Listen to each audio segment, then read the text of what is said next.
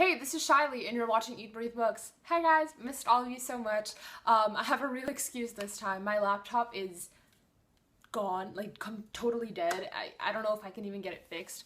And I can't get a new laptop right now, so there's no iMovie. And then also my phone barely has space on it, so it's really hard to like record YouTube videos on it and stuff, but I'm trying today and I just really miss like uploading and getting your comments and getting to interact with all of you. So today I'm bringing you my December and January wrap up. I hope you enjoy. So the first book that I finished in December was Outliers, and this is by Malcolm Gladwell.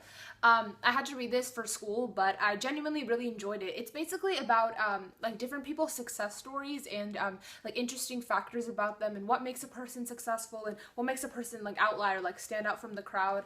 And it was a really good read. I genuinely really enjoyed it, and I gave it a 5 out of 5 stars. The next book that I read was The Elite by Kiera Cass, and this is the second book in this selection like series, so I can't really spoil much about this one, but basically it's a dystopian about 35 girls who are taken to a palace to compete and become princess. And yeah, so like I said, this is the second book and I just loved it. Like even more happened than what happened in the first one, and the characters are so amazing. Like I genuinely really like the main protagonist, America. I know a lot of people say she's really selfish and don't like her, but so far I'm really digging her. Like I think she's amazing and definitely very unique from the other girls who are in the competition. But also Kiera Cass, the author, is very good at making all the characters very unique. So all the different guys and all the different girls in this story definitely have their own little spark and their own little quirks, and I really like that. So this is definitely a great read if you guys want to check out a new series. The next book that I read in December was I Heart You, You Haunt Me, and this is by Lisa Schroeder. This is actually a book written in verse. You can see that. This girl basically had a boyfriend who passed away, and now she's seeing his ghost. So it's a story about like grief and loss and cope and all these traits that go along with losing somebody.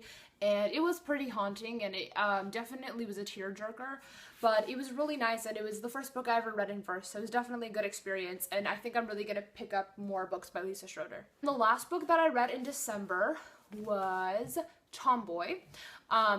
And I don't have it on me because I got it from the library, so here's what it looks like, by Liz Prince, and it's a graphic memoir, and it basically follows the first, I would say, like 17 years of her life, pretty much, and basically what she went through about like hating being a woman, and hating her body, and hating all the stereotypes and stuff that come with being a woman. And it was definitely a really interesting read. You really got to see like her inner monologue throughout her life and like all the friends she met and the people that came and went, and the art was really great. I'm sorry, I'm not sure who made the art because I don't have it on me like I said, but unless she herself made it, I'm not sure, but the art was fantastic. It was black and white, but it was very clean cut, very easy to follow as well. Sometimes graphic novels I think can get a little confusing, like where do I read what. Very clear and concise, and definitely really interesting, and I gave it a 4 out of 5 stars because while I did really enjoy it, there were just some parts of it that I don't think that it was like, it was fleshed out for the most part, but some of it wasn't fleshed out enough, and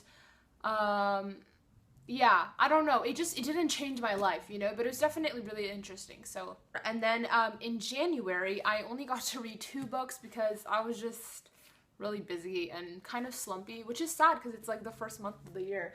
But anyway, the first book that I finished in January was just a wonderful way to start off the year, and that was Queen Colleen Hoover's new book, November 9th. This is a book about 2 people who they basically meet on the same date, November 9th, for like 5 years, and this follows those days, only the November 9th, and what happens in their lives, and then like falling together and falling apart and falling together. Really nice story about family and friendship and romance, love. Like while a teeny tiny bit of it I felt could have been fixed a little, there was a little too much exposition. One part of it was a little predictable. For the most part though, it was like I did not see any of those plot twists coming. I thought the characters were really well fleshed out. I thought that they were all very unique and their stories were all just really interesting, and I would definitely recommend this if you're looking for a nice contemporary to read. And even though it did have its little bit of flaws, I still really loved it, and I gave it a 5 out of 5 stars. And then the last book that I read in January was The Distance Between Us by Casey West. This book was so fun, but it was also so interesting and a little bit dark as well. This is about a girl named Cayman. She's 17 and she lives in a little teeny tiny apartment above a doll shop that she and her mother own. And they're basically just trying to get by. It's really hard for them to pay rent. So it's about her best friend Sky, all these different like really interesting people, and then she meets this guy who's really rich. So it really makes her feel insecure, but he cares about her more than just like how much money she has. And it's really nice because it's like talks about class system and like, you know, being able to be friends and talk to people even if you're in a different class, it doesn't matter. So that was really powerful. There are a lot of different like surprising factors in this story as well. So I thought that the romance was done really well, and I really loved how selfless the main character was. Maybe some people when they read this, they'll be really annoyed by the main character and be like, oh, she gives too much of herself, she never thinks about herself. But you know, at the end of the day, when your family's struggling with money, you're supposed to think about everybody around you, not just yourself. So I thought it was really nice how selfless she was. And don't be fooled by the cover. This book is definitely very deep. Goes a lot beyond the photo, I guess you can say. I think the romance was handled really nicely. I liked all the aspects of friendship and, like I said, about class. And all in all, I would say this is a really solid book. I gave it 5 out of 5 stars. I think Casey West is a fabulous writer.